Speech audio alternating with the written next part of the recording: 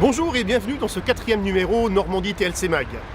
À l'occasion de ce magazine, nous allons parler du recyclage plus précisément, qui va s'inscrire justement dans la COP 21, puisque nous sommes en pleine COP 21. Alors les questions que nous nous posons, c'est en quoi justement le fait de donner son textile dans une borne contribue à la réduction des déchets et donc du coup au bienfait de notre environnement, de la planète. Alors nous allons rencontrer le directeur de l'éco-organisme EcoTLC et le directeur de l'ADEME régionale Basse-Normandie, avec lesquels nous allons échanger justement sur cette thématique, en quoi le fait de donner du textile contribue donc à la réduction des déchets et s'inscrit pleinement dans les valeurs défendues par la COP 21.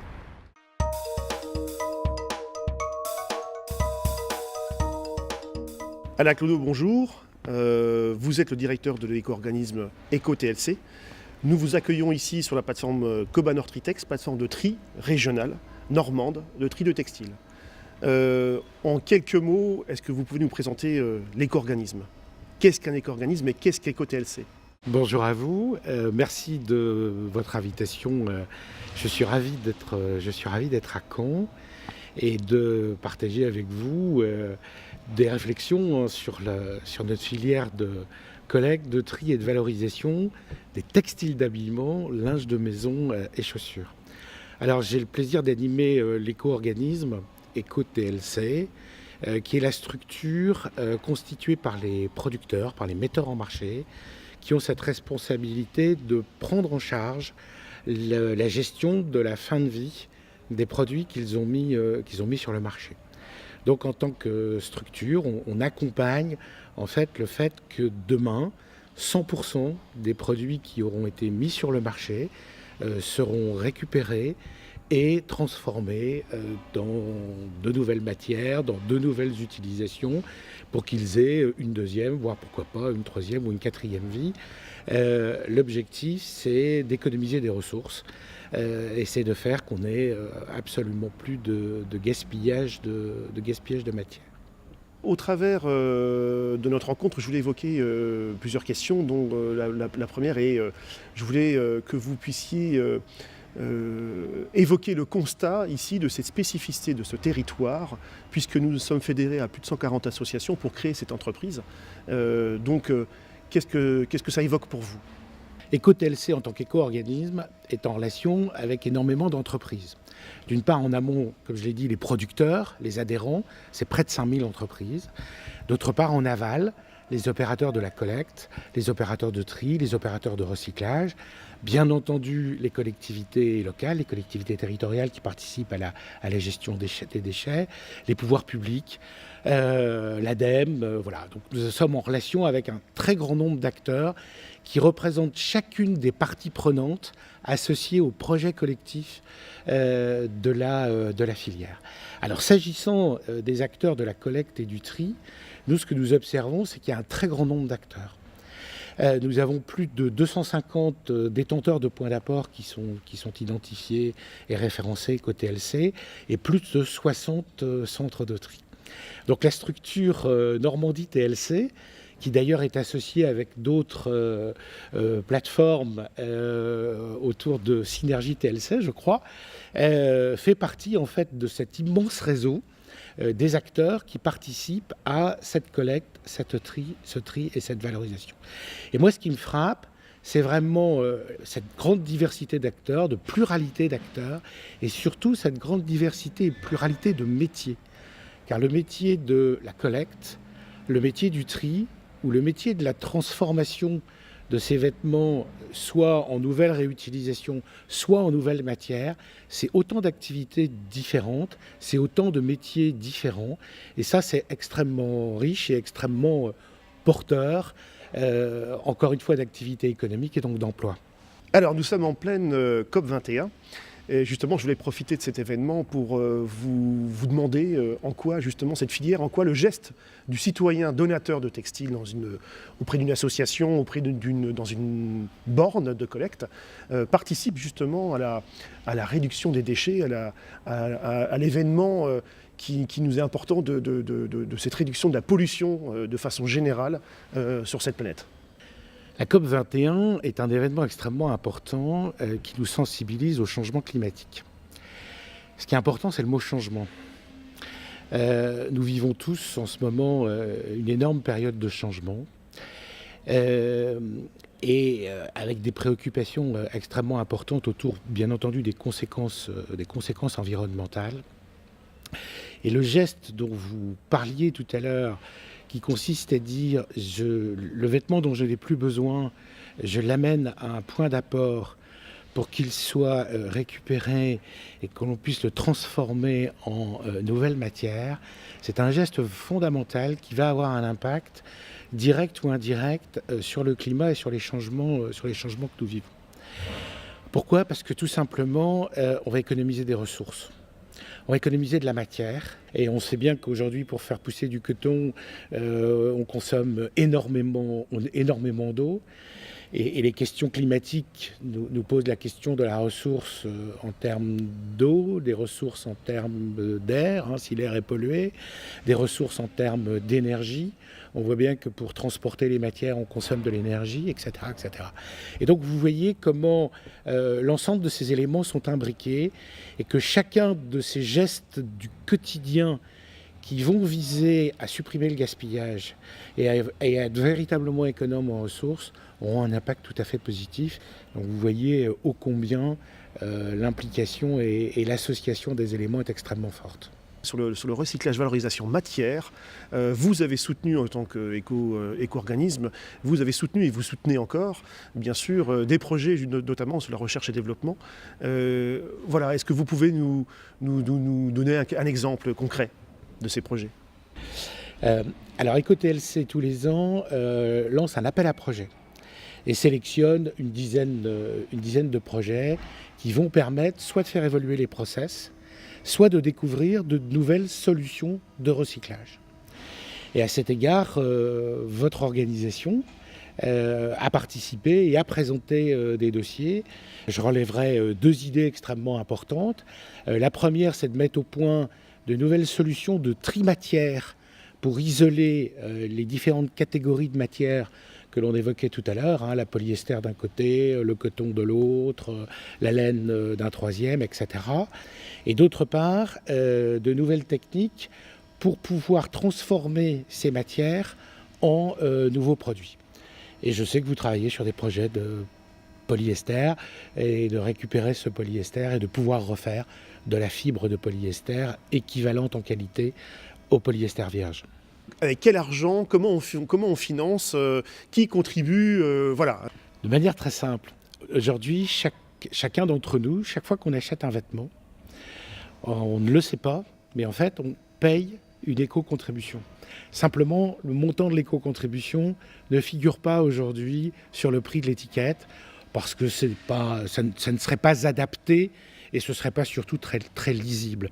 Donc, ils sont récupérés par les producteurs et les metteurs en marché, qui, lorsqu'ils adhèrent à l'éco-organisme, leur adhésion est le transfert de cette contribution. Et c'est avec cette contribution que nous pouvons financer le soutien à la recherche et développement, le soutien au développement du tri et du tri-matière dont nous parlions tout à l'heure, le soutien évidemment aussi à de l'information, à de la sensibilisation du public sur l'importance de ce geste de tri et nous le faisons via des collaborations étroites avec les collectivités locales.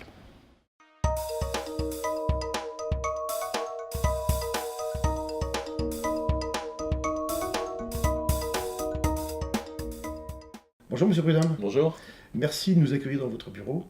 Je voulais vous rencontrer aujourd'hui pour faire un point justement au regard de votre compétence de directeur régional ADEME sur la notion de filière déchets et plus précisément le déchet textile et en quoi cette filière contribue à l'amélioration du climat.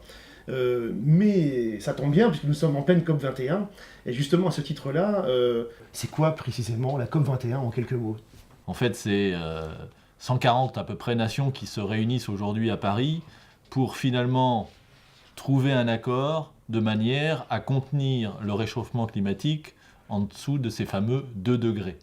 Donc il va y avoir un certain nombre de négociations pendant effectivement cette COP21 pour aboutir à cet objectif. Alors une première dans cette COP 21 de Paris par rapport aux autres COP qui ont pu avoir lieu dans d'autres pays, c'est qu'au lieu de se partager finalement l'effort sur le maintien du réchauffement climatique, un peu se partager le fardeau, je dirais, c'est chaque nation va définir les objectifs qu'elle se fixe justement dans le cadre de la réduction des émissions de gaz à effet de serre. Et elle va avoir une feuille de route finalement, et tous les 5 ans, cette feuille de route va être revue pour voir effectivement si on va vers ce maintien en dessous de 2 degrés. Comment et en quoi la filière textile que nous avons organisée ici sur le territoire normand contribue ou peut contribuer selon vous à justement atteindre les objectifs ou en tout cas contribuer à la feuille de route que se sont fixés ces États membres au travers de la COP21? La France s'est fixé une feuille de route et sa feuille de route elle repose sur 2 choses. Premièrement, la loi transition énergétique pour la croissance verte qui a été votée cet été. Et puis, deuxièmement, sa stratégie bas carbone. Qu'est-ce qui est dit dans la stratégie bas carbone concernant les déchets? Il est dit que la contribution des déchets au niveau français, c'est 4% des émissions de gaz à effet de serre. Et que, à l'horizon de 2025, il faudra réduire de 33% ces émissions. Première chose.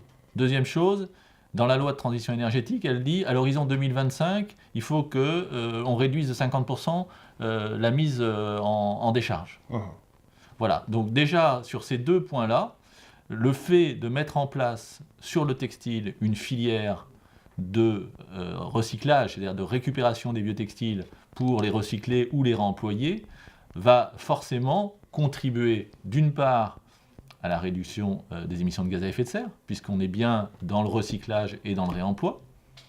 Et d'autre part, elle va permettre d'éviter cette mise en décharge, puisqu'aujourd'hui, quand on regarde effectivement le principe de ce que vous faites sur le terrain, c'est, je crois, me rappeler 1% finalement de ce que vous triez qui finit dans les centres d'enfouissement. Donc on est totalement dans le cadre de cette contribution. Deuxième chose, aujourd'hui dans la COP21, ce qui est intéressant, il y a effectivement les États qui vont aujourd'hui négocier, comme je vous le disais. Mais ça n'est pas que ça, la COP21. Aujourd'hui, c'est de se dire, les territoires, les entreprises, le citoyen peuvent contribuer effectivement à cette dynamique de réduction du changement climatique ou du réchauffement climatique. Comment y contribuer? Eh bien, par des actions de territoire, des actions sur le terrain qui vont permettre de faire du recyclage, de faire du réemploi. Et là encore, ce que vous avez bâti sur d'abord la partie bas normande et puis maintenant sur la partie normande avec les 140 associations dont vous me parliez tout à l'heure, on est totalement dans ce cadre-là. Et nous, en tant qu'ADEME, justement, notre objectif, c'est d'accompagner ces pratiques de territoire ou ces innovations de territoire. Et ce qui est intéressant, parce que souvent on parle d'innovation technologique ou technique qui permettrait de réduire les émissions de gaz à effet de serre, ce qu'on voit là, c'est qu'on est aussi dans l'innovation sociale et dans l'innovation citoyenne.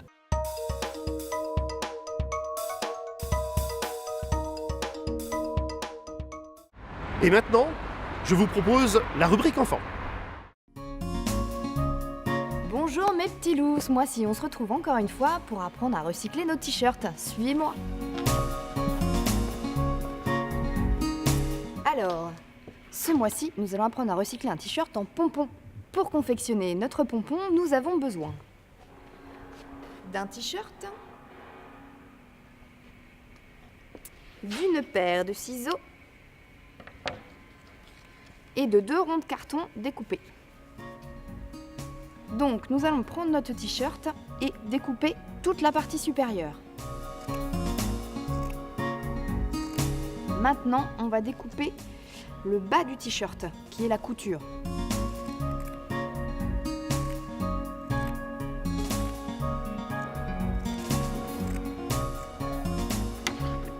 Et voilà, maintenant qu'on a fait ça, on va plier en 2 le t-shirt pour le découper sur le côté.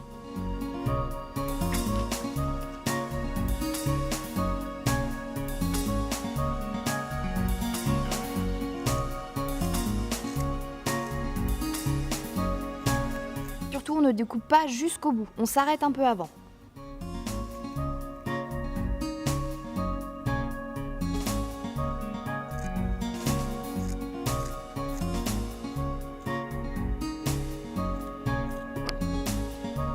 Voilà, maintenant on va reprendre donc l'ensemble du t-shirt qui a été découpé et on va couper en zigzag pour en fait réussir à avoir une seule et même bande de tissu. Donc, on va couper en fait la première bande ici et on va suivre, découper pour que ça continue sur une seule. Voilà. Pour ceux qui n'ont pas tout suivi, je vous réexplique. Vous avez donc obtenu un squelette de tissu, un squelette de t-shirt on peut dire. Vous avez fait une première bande, vous avez coupé à un endroit.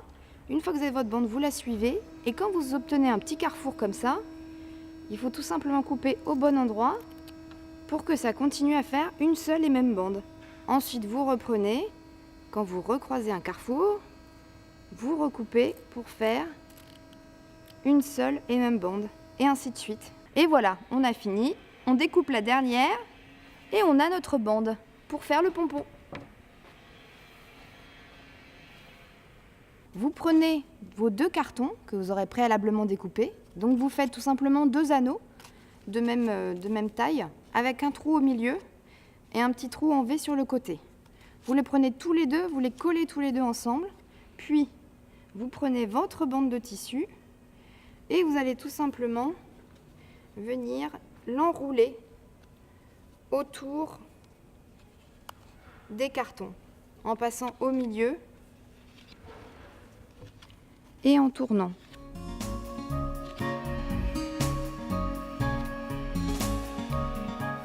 Donc une fois que vous êtes arrivé au bout, vous allez en fait repartir dans l'autre sens et réenrouler par-dessus, en sens inverse.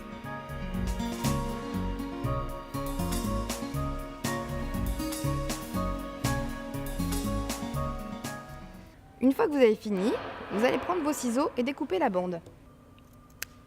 Voilà. Et donc là, vous avez le pompon. Maintenant, pour le terminer, on va tout simplement prendre les ciseaux qu'on va insérer entre les 2 cartons et on va découper tout le tissu qui se trouve ici. Alors attention, on maintient bien sa main fermée sur le pompon, sinon tous les bouts de tissu vont tomber. Donc on tient bien. Et on découpe. Alors c'est un petit peu dur, mais il faut bien appuyer pour découper le tissu et surtout bien maintenir les petits bouts de tissu, sinon tout le pompon va être raté. Et voilà, ça a été difficile, mais on y est arrivé. Alors, donc vous reprenez une bande de tissu, cette taille-là suffit, vous la coupez. Donc ensuite, on va la prendre et on va la passer exactement à l'endroit où on a découpé avec les ciseaux, donc entre les 2 cartons. Attention, il faut bien tenir les petits bouts de tissu pour qu'ils restent tous ensemble et c'est là qu'on va les nouer avec ce bout de tissu. On y va ? C'est parti.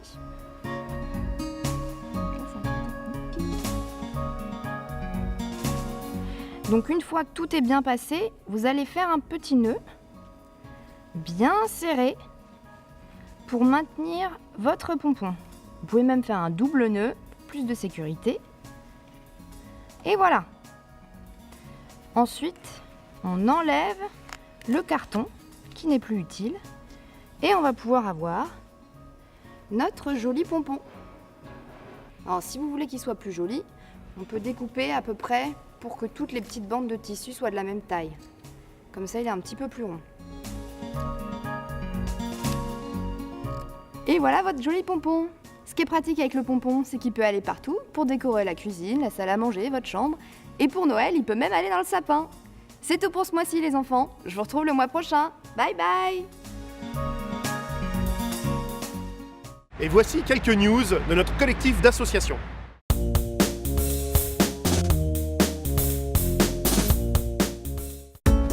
Du 20 au 23 janvier, de 11h à 20h, aux Rives de l'Orne à Caen, la plateforme Cobanor Tritex organise une collecte de vêtements bébés et enfants, ainsi que de chaussures. Enfin, retour avec Pascal Gaëry, directeur de Agir la Redingote, sur la première édition de Soliterie à Alençon, le jeudi 26 novembre dernier. 5 associations investies dans le caritatif, le social et l'humanitaire ont décidé d'organiser un événement avec des enfants des différentes écoles de la ville d'Alençon, au nombre de 300 enfants accueillis. Solitri, alors Solitri, l'objectif assez simple, qui est d'expliquer en fait à ces enfants ce qui peut être fait en fait avec la collecte des vêtements qu'ils se séparent.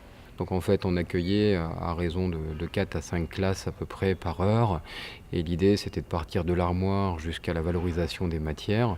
Donc différents ateliers où on expliquait en fait ce pourquoi et ce qui devait sortir de l'armoire, la façon dont on allait pouvoir en fait s'en débarrasser, donc soit le porter à des associations pour les aider dans leur projet social, soit s'en débarrasser au niveau des conteneurs.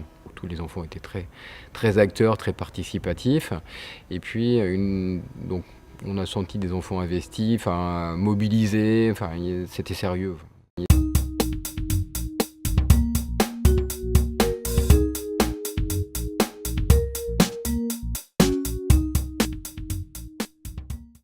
Et voilà, le dernier magazine Normandie TLC Mag de l'année 2015 est terminé.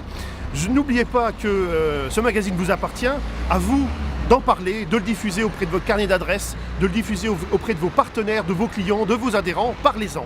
J'en profite également pour vous souhaiter de bonnes fêtes de fin d'année, et n'oubliez pas, si vous avez des vêtements à donner, c'est dans les bornes Normandie TLC. Au revoir.